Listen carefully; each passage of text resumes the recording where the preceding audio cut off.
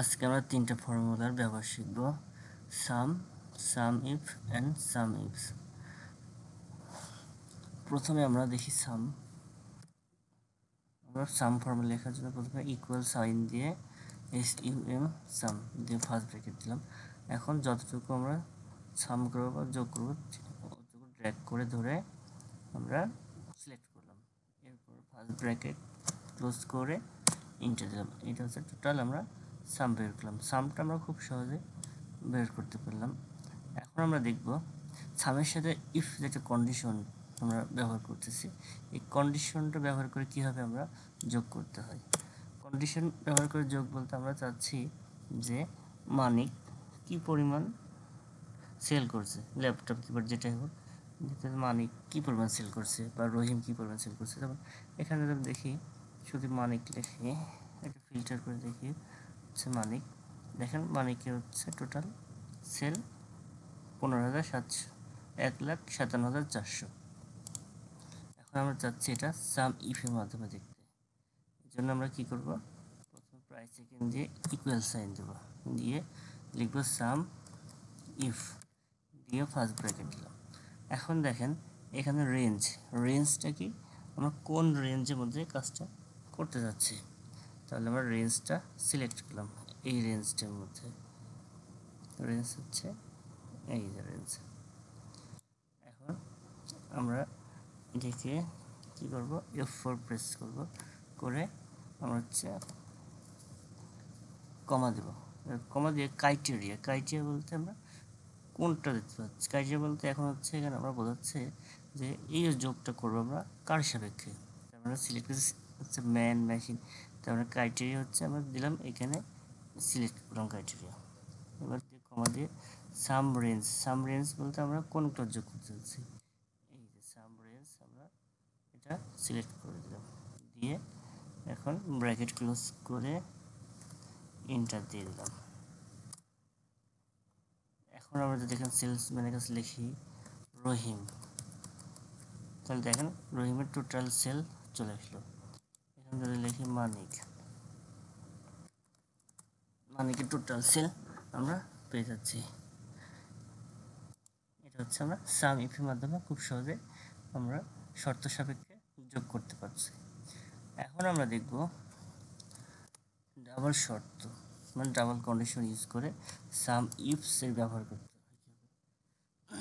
Some if R some ifs হচ্ছে double condition, এখানে আমরা দুইটা বা তিনটা কন্ডিশন ইউজ করতে পারি। এখন দেখি আমরা সাম ইফস কীভাবে ইউজ করি। প্রথমে আমরা সিলেক্ট করব সাম রেঞ্জ, তার মানে কোনগুলা সাম করতে চাচ্ছি, এই যে আমরা প্রাইসগুলা সাম করতে চাচ্ছি।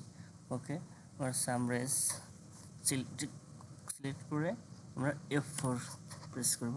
তাহলে এরপর কমা দিয়ে ক্রাইটেরিয়া 1, মানে কোন ক্রাইটেরিয়া হচ্ছে এই যে এইগুলো হচ্ছে ম্যান মেশিন মানিক, মার্কেটের নেমগুলো হচ্ছে ক্রাইটেরিয়া। ওকে, আমরা এবার কমা দেব, দিয়ে ক্রাইটেরিয়া রেঞ্জ হলো, ক্রাইটেরিয়া রেঞ্জের পর আমরা যে ক্রাইটেরিয়া 1, তার মানে এই যে ক্রাইটেরিয়া, এটা হচ্ছে ক্রাইটেরিয়া, তার মানে এইটার সাপেক্ষে আমরা বের করতে চাচ্ছি।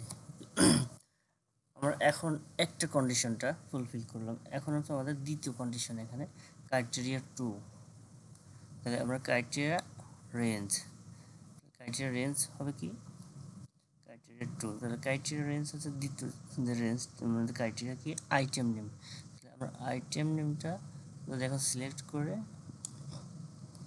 আমরা কী করলাম, F4 প্রেস করলাম, করে ফিক্সড করে দিলাম।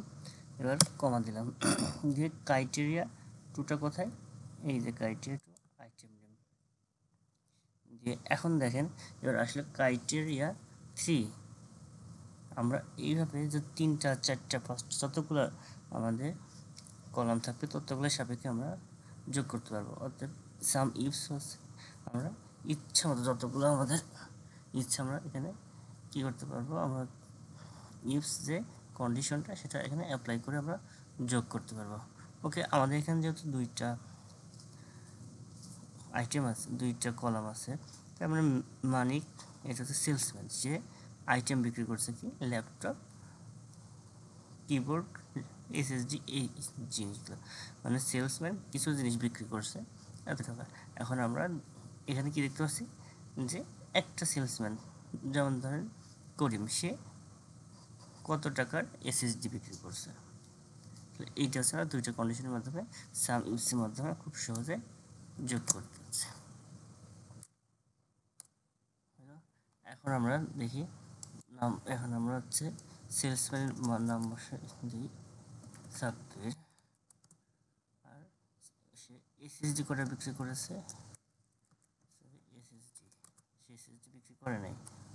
দেখি ল্যাপটপ সে কতগুলো বিক্রি করেছে, কত টাকার ল্যাপটপ, ল্যাপটপ বিক্রি করছে সে 50,000 টাকা ল্যাপটপ বিক্রি করছে। সে এবার দেখি যে রহিম কত টাকা ল্যাপটপ বিক্রি করছে। রহিম ল্যাপটপ বিক্রি করতে পারে নাই। সে কিবোর্ড কত টাকা বিক্রি করছে, দেখি কিবোর্ড সে 650 টাকার কিবোর্ড বিক্রি করছে। আমরা এভাবে খুব সহজে অনেক বড় ডাটা ফিল থেকে আমরা ডাটাকে খুব সহজে দেখতে পাবো।